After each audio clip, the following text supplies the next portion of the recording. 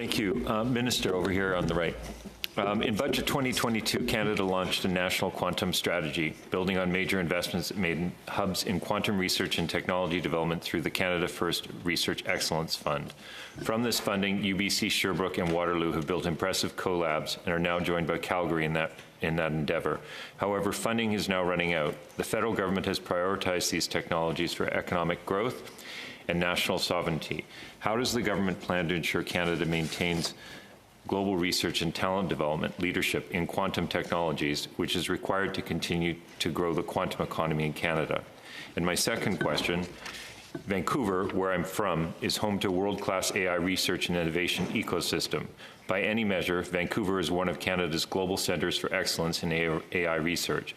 However, since its launch in 2017, the government's pan-Canadian AI strategy has not adequately recognized or leveraged the strength of BC's leading research universities and vibrant ecosystems of SMEs and major global companies. Will the minister's forthcoming AI strategy address that gap? Minister? Thank you, Senator. Great questions. Let me talk about quantum briefly, and then I'll talk about the British Columbia, the marvelous ecosystem there. Absolutely. First of all, quantum is absolutely important. We have over 100 companies here in Canada. The first and foremost thing I did when I became the minister, Senator, knowing that the United States DARPA program, their Defense Advanced Research Program, had a quantum benchmark initiative program to try to see if they could create a fault-tolerant quantum computer, which is very important because if you can create one, you can break through forms of security. So from a cryptography point of view, all your security could be broken if this type of computer. So it's very important.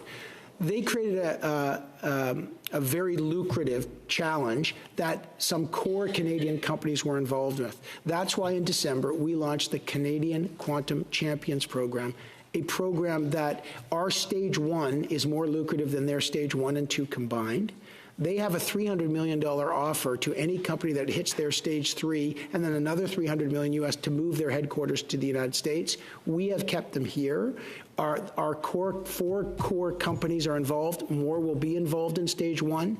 And our goal is to make sure that we keep our quantum companies here for security, for IP, and our Canadian Quantum Champions Program is doing just that, rivaling the U.S. program, in fact, more lucrative in the early stages, and will rival it as we roll out. And the goal here, anytime they accept money, is to make sure that their headquarters and their IP and their ownership stays in Canada to keep our IP here. We also have a Quantum Champions program, or another quantum national strategy to commercialize and develop quantum with about $360 million attached. So we have done a lot on quantum in a very short period, and there's more to come in the national strategy. In my time left, I will say we are deeply engaged with the ecosystem in BC. We are deeply engaged with the government there to make sure that we capitalize on the remarkable ecosystem there in physical AI, robotics, healthcare, life sciences, and the technology to make sure that we benefit from that ecosystem. Thank you, Minister.